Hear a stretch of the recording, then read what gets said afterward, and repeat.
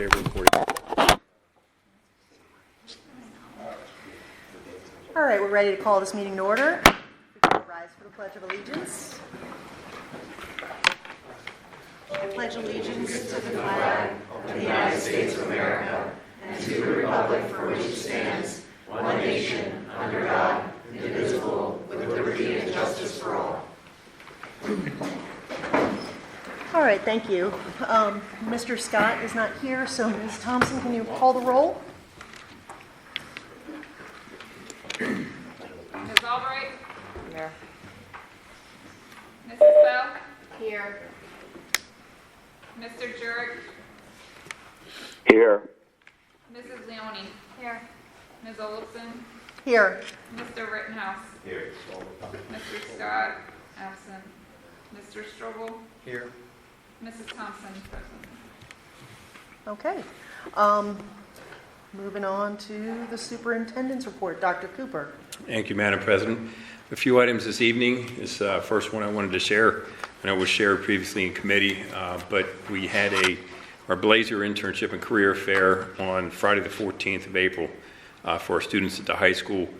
It was a huge success for our students at the high school. Much positive feedback was received from them as well as our vendor participants on the engagement that was able to take place between those two parties. Second item, congratulations to our two high school music students for reaching the highest level of high school musician can achieve through earning a place in the PMEA, which is the Pennsylvania Music Educators Association All-State Festival Music Ensembles, with one being singing in the bass section of the All-State Chorus, and the second will be performing in the trombone section of the All-State Concert Band. So congratulations to those two students. And also congratulations to our high school and middle school TSA students who placed in the top 10 at the PA TSA State Conference, and best of luck to those who qualified for the national competition, which will be held the latter part of June into July. And that concludes my report. Okay, thank you. As for agenda edits, we don't have any. Procedures for public participation. Prepared statements that are to be read to the board should have a copy presented to the board president prior to their being addressed. Comments on agenda items will be made by rising and approaching the microphone, stating your name and address, and signing in on the sheet provided. You'll be granted up to 3 minutes to address the board. Your 3-minute time limit will start when you begin to speak. When 3 minutes are over, you'll be asked to be seated. Any item that is not on the agenda, as well as agenda items acted upon, comments can be made at the designated section at the end of the agenda. Having said that, do we have any presentations by the public on agenda items? Okay, seeing none. Moving on to announcements. There'll be an executive session after tonight's meeting to discuss negotiations. We have a consent item agenda with items 3A, 1 through 9. Do I have a motion for those? I'll make it. Do I have a second? I'll second it. Anybody anyone on the board have any comments, questions, concerns before we vote? Okay, hearing none. Go ahead and call the roll. All right. Mrs. Bell? Yes. Mr. Jurek? Yes. Mrs. Leone? Yes. Ms. Olafson? Yes. Mr. Rittenhouse? Yes. Mr. Strobel? Yes. Mrs. Thompson, yes. Ms. Albright? Yes. Motion passes. Okay. Personnel consent items. We just have the one 4A1. Do I have a motion for that? Motion. And a second from Ms. Leone. Comments, questions, concerns? Can I get a vote? All right. Mr. Jurek? Yes. Mrs. Leone? Yes. Ms. Olafson? Yes. Mr. Rittenhouse? Yes. Mr. Strobel? Yes. Mrs. Thompson, yes. Ms. Albright? Yes. Mrs. Bell? Yes. Motion passes.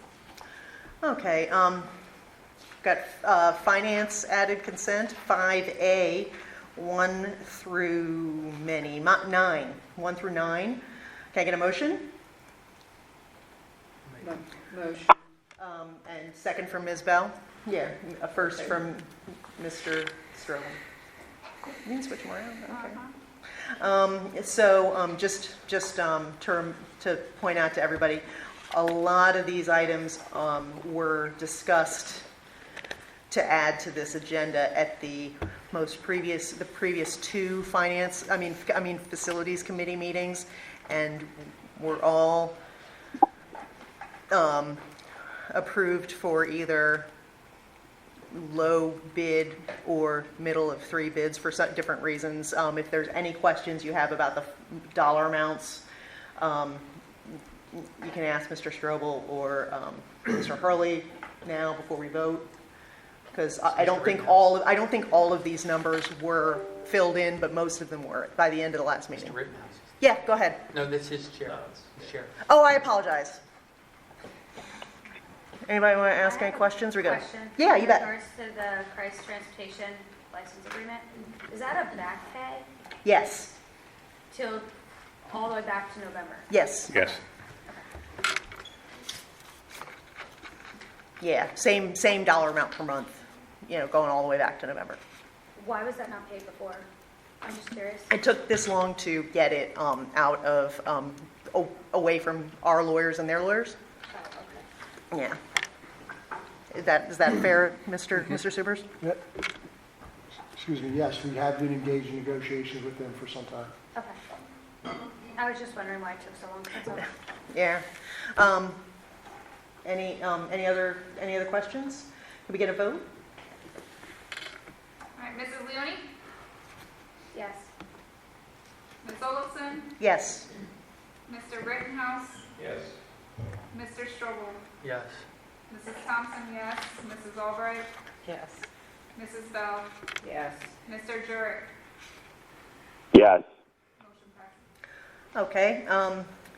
Under 6, program added consent, 6A, 1 and 2. I'd make that motion for that. Do we have a second? Mr. Strobel Second. seconds. Any comments, questions, concerns? And can we get a vote? All right, Ms. Olafson? Yes. Mr. Rittenhouse? Yes. Mr. Strobel? Yes. Mrs. Thompson, yes. Mrs. Albright? Yes. Mrs. Bell? Yes. Mr. Jurick? Yes. Mrs. Leone? Yes. Motion passes. Okay, I just wanted to say thank you to the person who donated art supplies to the high school. I'm sure that the art department appreciates it as well. Okay, 7A, 1 through 4. Do I have a motion for that? I'll make it. Do we have a second? I'll second. Okay. Any comments, questions, concerns? Can I get a vote? Mr. Rittenhouse? Yes. Mr. Strobel? Yes. Mrs. Thompson, yes. Mrs. Albright? Yes. Mrs. Bell? Yes. Mr. Jurick? Yes. Mrs. Leone? Yes. Ms. Olafson? Yes. Motion passes. Okay, old business, 8A, 1 and 2. Do I have a motion for that? Motion. Okay, Second. Ms. Leone seconds. Comments, questions, concerns on the minutes? Can I get a vote? Mr. Strobel? Yes. Mrs. Thompson, yes. Mrs. Albright? Yes. Mrs. Bell? Yes. Mr. Jurick? Yes. Mrs. Leone? Yes. Ms. Olafson? Yes. Mr. Rittenhouse? Yes. Mr. Scott? Or absent? We're good. Ms. Olafson, if I may Yeah. interrupt, the previous under 7 personnel added consent items with us this evening, the board did approve. Oh, okay. A new member of our administrative team, Ms. Donahue, is Ms. in the Donahue? audience here, and I'd like to Hey, I welcome didn't know you her. were here. We'd like to welcome her to the district. Thank you. I didn't mean to breeze past that, I'm sorry. All right, nothing under new business? So presentations by the public.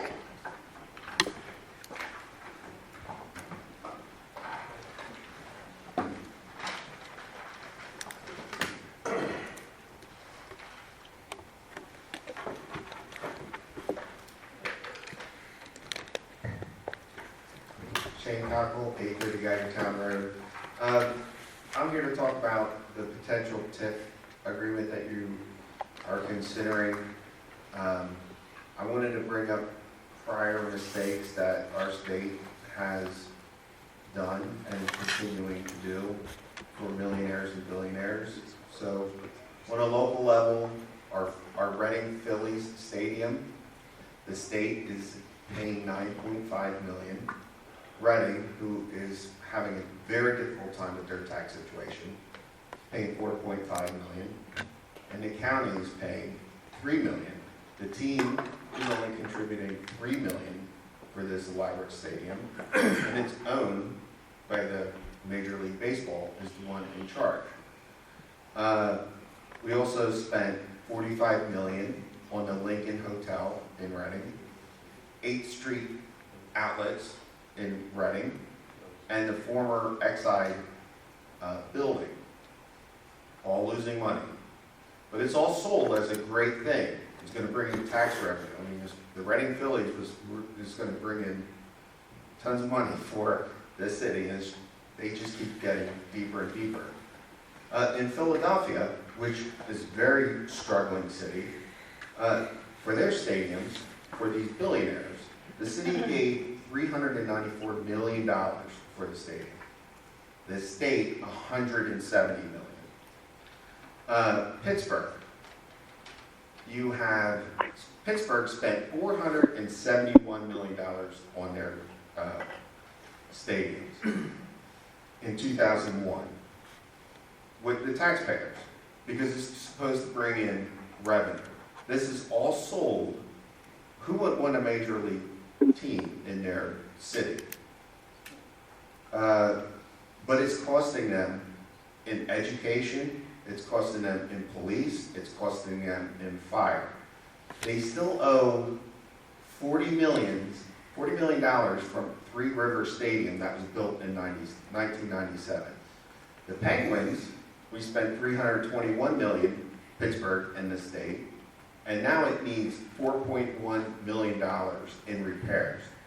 And the taxpayers are responsible for it, not the team.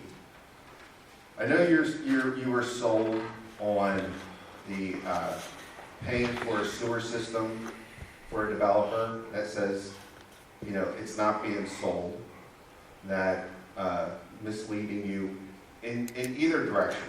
So it's taken them 16 years, they claim, to start a development. The owner owned it all this time, and now, since they're getting a $3.5 million potential, and higher, could be $5-6 million, now they can do something with it.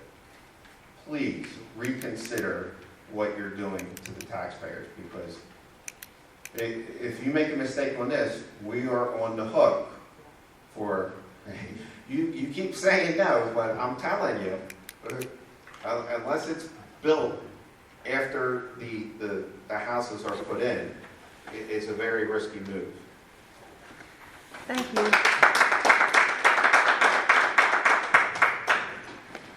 Anyone else?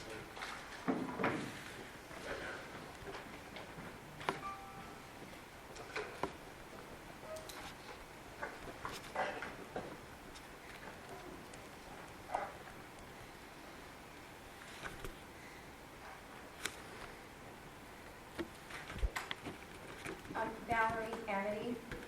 I wanted to address the responses on the Q&A portion. I'm still awaiting a response on what is a woman and what is a man. I want to make sure I represent that question.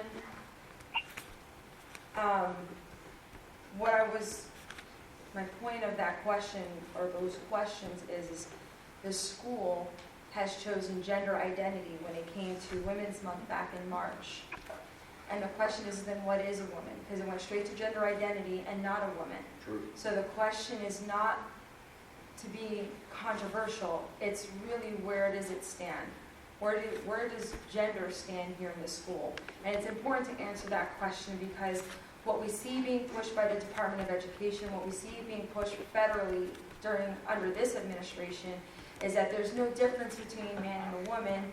That's just nothing but a social construct. Well, unfortunately, I don't believe that is correct. It's a biological thing. And I've seen multiple school districts, especially over in California, which we're not California, but we're just as blue as they are, pushing urinals in women's bathrooms. And so I just want to make sure that we understand and we haven't lost our way as a district on what we believe is a gender, whether male or female. So I am awaiting that question. Another concern of mine are the holidays and what we chose to put on our calendars.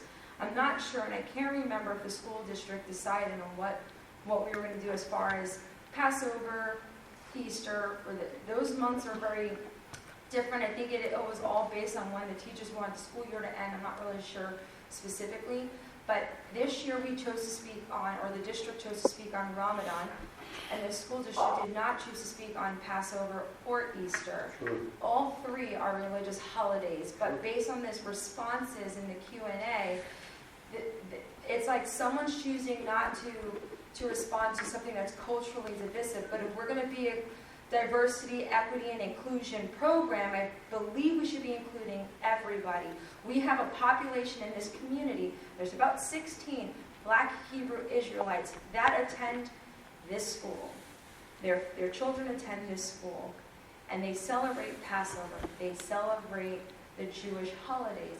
I can appreciate, and I'll thank you guys for adding religious exemption on the parents' app, where you can select religious, function or whatever, so that way that their absence is excused. That I can say thank you. But what I'm saying is when we choose to celebrate one and not the other, and all three represent a religious action of fasting. Ramadan's fasting, Passover's fasting, Easter's fasting, believe it or not. So all three are similar. So we need to address that. Thank you. Thank you.